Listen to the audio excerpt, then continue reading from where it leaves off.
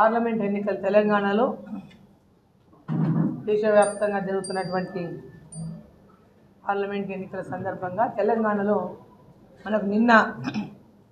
13వ తేదీ నాడు పోలింగ్ జరిగింది. నిన్న సాయంత్రం 6:30 లోపల మ్యాక్సిమం అన్ని చోట్ల కూడా పోలింగ్ పూర్తయింది. మరి పోలింగ్ శాతం కూడా పోయినసారి కంటే పోల్చుకుంటే దాదాపు 10% పోలింగ్ శాతం రాష్ట్ర వ్యాప్తంగా కూడా పోలింగ్ శాతం పెరగడం, అదేవిధంగా మన జిల్లాలో కూడా 10% పైన పోలింగ్ శాతం పెరగడం, అదేవిధంగా పోలింగ్ బూతులలో కూడా పెద్ద ఎత్తున పొద్దున 7 గంటల నుంచే పెద్ద ఎత్తున కుటుంబం ఫ్యామిలీతో సహా పోలింగ్ బూత్లకు చేరుకొని ఓట్లు వేసినటువంటి అనేక బూతుల్లో ప్రతి బూత్లో కూడా ఆ పరిస్థితి మనం చూసినాం.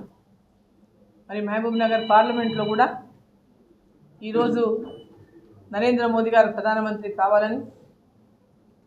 ఇక్కడ భారతీయ జనతా పార్టీ తరఫున నరేంద్ర మోదీ గారు ఆశీర్వదించినటువంటి అభ్యర్థి పాలమూరు బిడ్డ డి కరుణమ్మ గెలవాలని ప్రతి ఒక్కరు కూడా ఎన్నికలకు ముందే ఒక డిసిషన్కి వచ్చినటువంటి నేపథ్యం చాలా చోట్ల కనిపించింది. ఇక్కడ ముఖ్యమంత్రిగా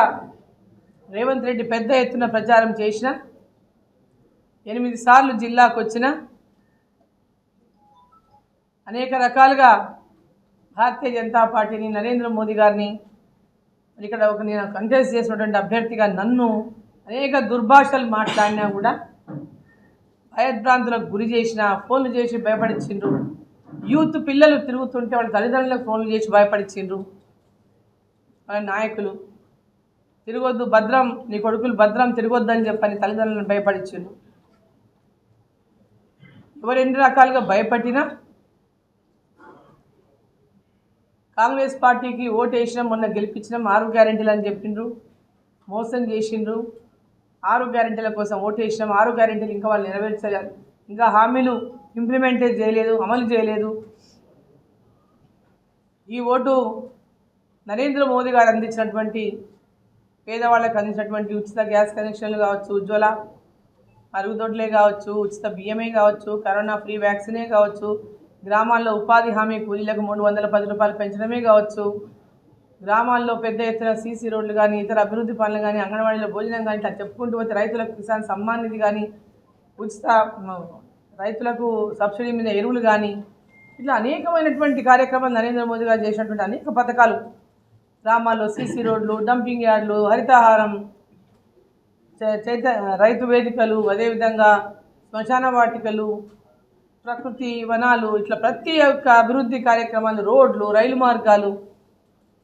విద్యాపరం వైద్యపరంగా అన్ని రకాలుగా నరేంద్ర మోదీ గారు అందిస్తున్నటువంటి సహాయాన్ని, అభివృద్ధిని ప్రజలకు చేరువజేయడంలో భారతీయ జనతా పార్టీ విజయం సాధించిందనే చెప్పాలి. పెద్ద ఎత్తున ప్రజలందరూ కూడా ఇవాళ భారతీయ జనతా పార్టీకి ఏక లక్ష్యంతో దేశంలో నరేంద్ర మోదీ గారు ఉండాలి, ఈ ఓటు మోదీ గారికే, దేశం కోసం ధర్మం కోసమని ప్రతి ఒక్కరు ఎక్కడ చూసినా ఇవాళ గ్రామాన ఉన్నటువంటి రైతులు కానీ, మహిళలు కానీ, యువకులు కానీ ప్రతి ఒక్కరు బీసీ, ఎస్సీ, ఎస్టీలు కూడా పెద్ద ఎత్తున ఈసారి ఎస్టీలు భారతీయ జనతా పార్టీ వైపు ఏకపక్షంగా ఇవాళ ఓటింగ్ చేసినటువంటి పరిస్థితిని